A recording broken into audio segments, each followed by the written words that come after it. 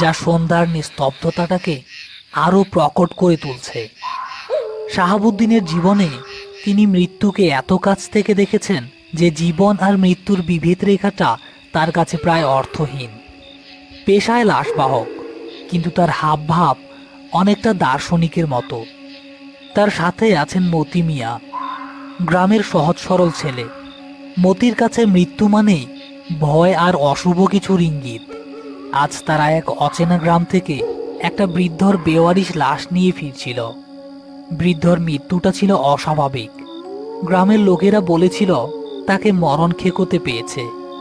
হঠাৎ গাড়ির ভেতর থেকে একটা মৃদু শব্দ ভেসে এলো।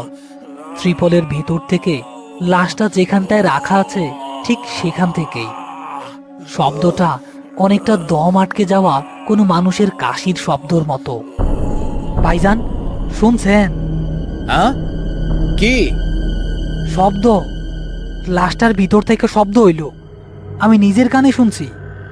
মাথা খারাপ হইছে তোর? মরা মানুষ শব্দ করে নাকি? হয়তো ভিতরে ব্যাং ট্যাং কিছু একটা ঢুকছে, বাতাসও তো হইতে পারে। কিন্তু শাহাবুদ্দিনের নিজের বুকটাও ছ্যাদ করে উঠল, কারণ শব্দটা সেও শুনেছে। বাতাস বা ব্যাঙের আওয়াজ এমন হয় না, তা সে জানে। তবু সে মতিকে সাহস দেখানোর জন্য শক্ত হয়ে বসে থাকল। কিছুক্ষণ পর আবার সেই শব্দ, তবে এবার আরো স্পষ্ট, যেন কেউ গলায় জমে থাকা কফ পরিষ্কার করার চেষ্টা করছে। আর তার সাথে যুক্ত হয়েছে একটা চাপা গোংরানির আওয়াজ।